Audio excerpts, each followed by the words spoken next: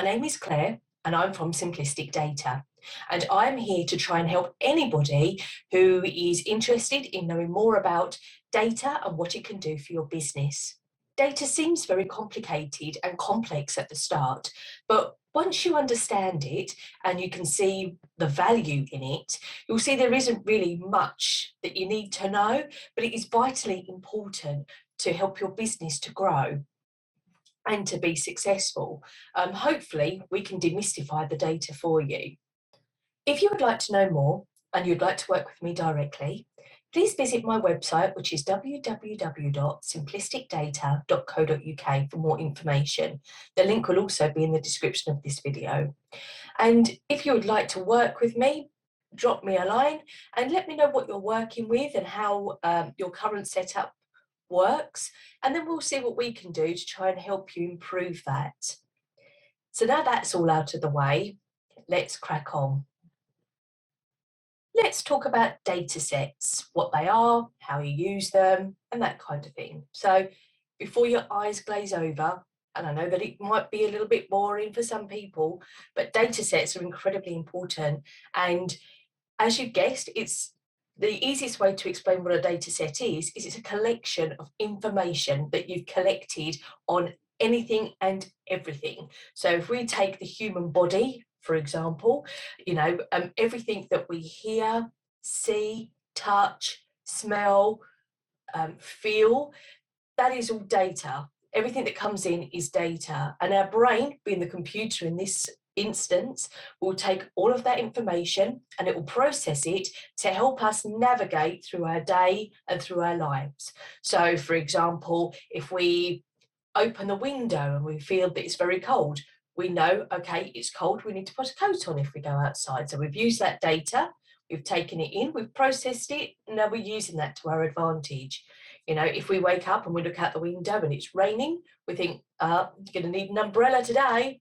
So we're taking in the data, we're using it to our advantage so that we don't get wet when we go out. And it's exactly the same with the data sets that are in your business.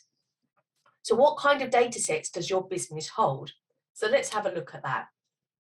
The biggest data set that's most important for you, I guess, would be the customer data set. So this data set holds everything from your customer's name, their email address, their GDPR status, how they want to be contacted in the future. All of the general information about your customer sits in your customer data set. You will also have a data set to do with your suppliers, so who they are, what they supply to you, what their list price is, so that you can choose the correct supplier to buy in the products that you need to be able to create your product or service to deliver to your customer. You will have a data set that is your product or your services, and this will hold things like what the offering actually is, how much your list price is compared to your cost price, so you can check on profitability. It could be how many errors you've received on those products, which is really important so that you can see that the product is working in the way that it should be working. So there's quite a lot of information there that's quite interesting to catch hold of, and that's another data set that you have.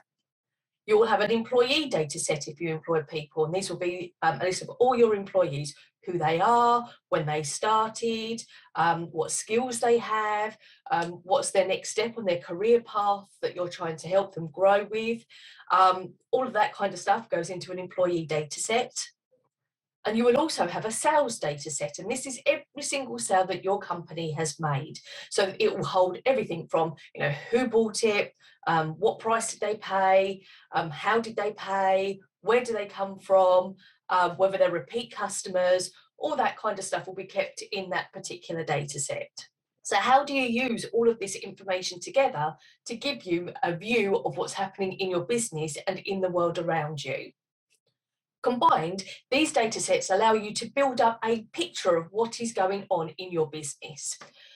You'll be able to see information from the past, so you can have a look at all your historical data so you can see how things have changed, which then allows you to then look at the future because you can see a trend in how things are growing.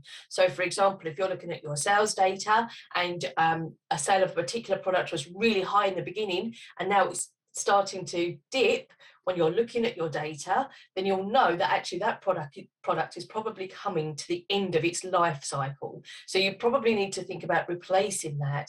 However, if you can see that there's an upward trend, you know that you might need to start then making sure you have more stock in of that particular product, because actually the trend is going up, and then you can see that that's going to increase over time. So you can then start to forecast accordingly, depending on how those levels look within your data. So let's look at another example. Let's have a look at your supplier data set. And what can you learn from this? Well, you can learn quite a bit. If you've been recording for quite a long time, there's quite a lot of things that you can learn from your supplier data. So let's say that you have been trading for 5 years. So you've got 5 years worth of data sitting there that you can have a look at. You will know what stock you've bought, who you bought it from, how many of them you bought, and how much you've paid. That's the basic information that's in this data set. So when you look at this data, you can start to see patterns. When are you buying particular items? Are they seasonal? That kind of thing. So then you can start to prepare for the next season to make sure you have enough of those products to be able to cope with the season without having to make your customers wait for delivery. By looking at the costs that you pay, you will also be able to see if there is a pattern in when your supplier increases their costs. So that allows you to do two different things. You could buy up a load of stock before they put their price up, because you know that that's going to be coming. And if it happens at the same time each year, it just gives you that heads up that that's going to happen. And you could decide to increase your costs for your customers for those products earlier, so that you can take advantage of a little interim period where you're charging more but you're still paying the old amount. So it could actually work out to be quite profitable for you to buy and sell in that kind of way. So it's got a lot of information there that's really, really important, and it can help you find that sweet spot to help your business become more profitable for each of the products that you buy. So if we have a look at your products and services and see what that can tell you, as I said before, that can help you to see how long each product or service has been in circulation. If you're recording the right thing, you should also be able to see how many times you've had any complaints or had to do refunds on that particular service, which gives you a good indicator as to whether this needs to be shelved or changed, or whether alternatives need to be found. You should also be able to see the profitability of each of your products or services, because you should be able to see what that's costing your business to create and how much money that's making you per sale and how many sales you're getting for that particular product. It's really quite a good indicator of how well that product is being received by the market. If your business is not seasonal, it could help you to see patterns in when your customers are buying. So, for example, from my business, because I work with a lot of businesses, businesses work on a fiscal year usually, so that's April to April, which is the tax year. And so I know that come sort of February, March time, things go a little bit quiet because budgets have already been spent and they're waiting for the new budgets that come out in April before they're able to invest in any new projects to help their business grow even further. So you can start to see different patterns. You can see that, come Christmas time, sort of December time, things start getting very quiet because nobody wants to start a project at the beginning of December because they don't want it to go over Christmas and then have to come back in the new year and try and get their head around it. So you can start to see really good patterns. Things like, during the 6 weeks holiday, does your business dip because people are on holiday, they've gone away with their children? You can get some really good information by looking at your sales data that will help you to prepare for those dry seasons, I guess, for want of a better way of putting it. So when you've collected all of this lovely data and you're able to see all this information, what that then allows you to do is to start forecasting. And forecasting just means that you're looking to the future, you're trying to see and identify the different trends that are out there so that you can decide when is the right time for you to invest in, maybe taking on a new member of staff, buying a new piece of software, investing in a new product, or a new service, when you want to do marketing and that kind of thing. All of this data together will help you to think about the future and when that's the best time to do that, and when it's time to batten down the hatches and actually hold on to everything, to wait until you're in a better position.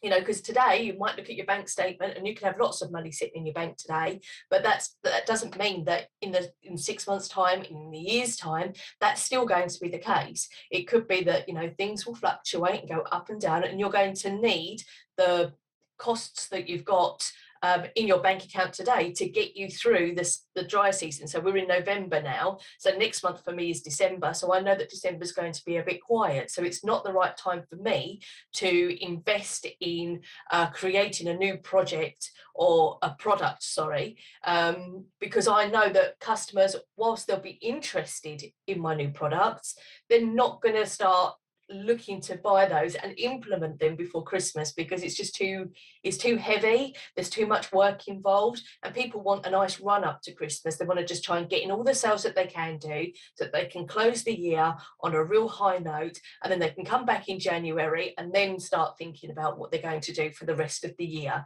if that's where their year runs from.